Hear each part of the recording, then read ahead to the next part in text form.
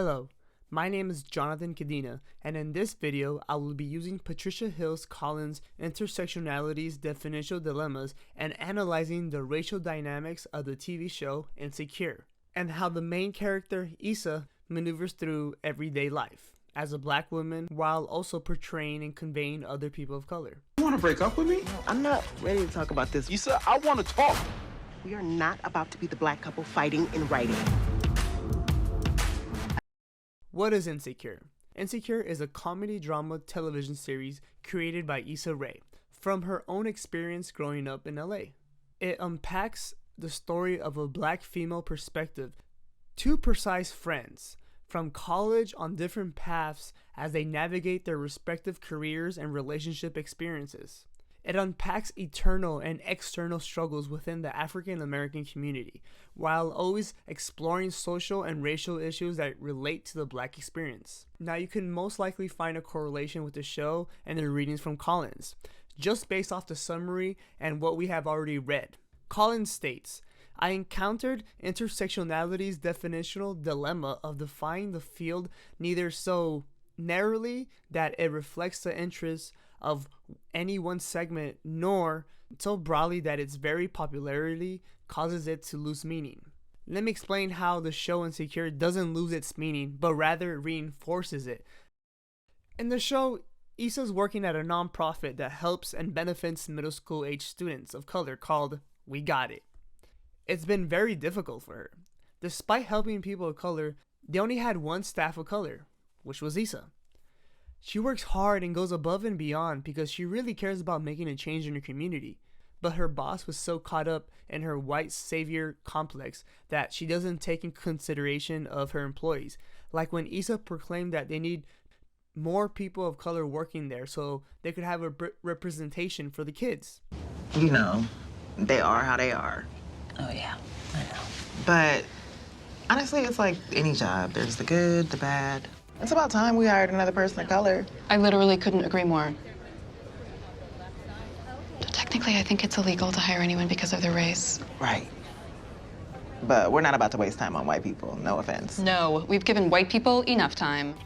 She even later finds out that her white coworkers have a secret email and group chats where they talk about her. Seeing no progress and feeling like she's being contained and viewed as almost an outsider, she understands that she can serve her community and actually make an impact, which we later on see in the series. Now let's unpack. First, specifically on Issa's employment at We Gotcha. Now, on the racial formation theory on this nonprofit is a no-brainer. They are literally a project for interest groups.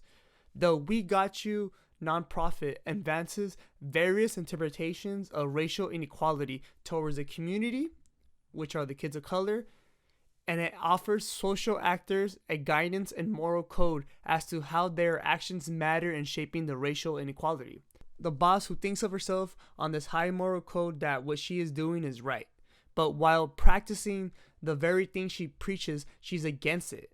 We service black and brown kids, but our office doesn't look like that. And I really think we need to hire some employees of color. Well, what about Sarah? She's, Yeah. She is showcasing the inequality in their own work environment. And that just enforces the deep-seated logic of segregation that was applied to all aspects of social structures and cultural representations. In the same scene, we could see Collins' U.S. black feminist lens on the internal and external struggles she has. Whatever Issa thinks is probably right.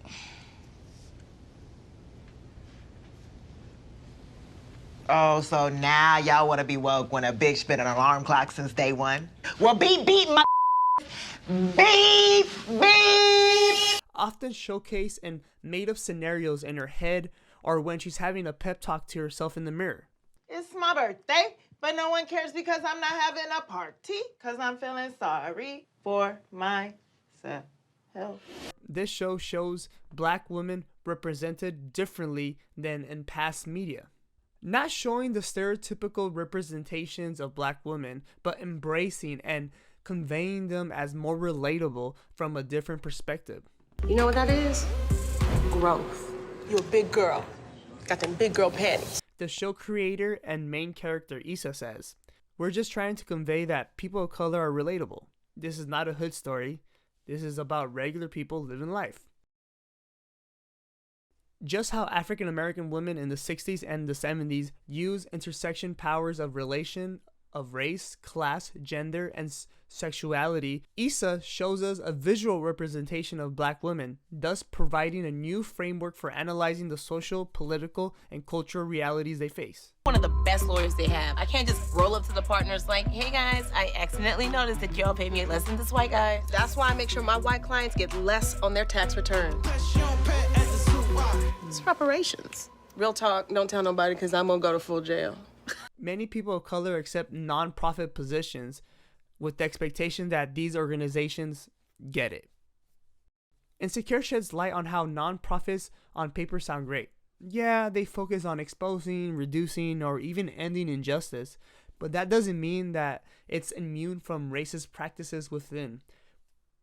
Reproducing white supremacists pretending that they're doing something good for the world or for the community. I mean, I need something new. I'm quitting. Issa shows us that, but as a visual representation of black women, thus providing a new framework or analyzing the social, political, and cultural realities they face. She shows that many of people of color accept non-profit positions with the expectation that these organizations will quote-unquote get it. The non-profit's name is We Got You, but do they really got us? And I love how she sheds light on that and really shows different sides of African American women that we haven't seen in the media today.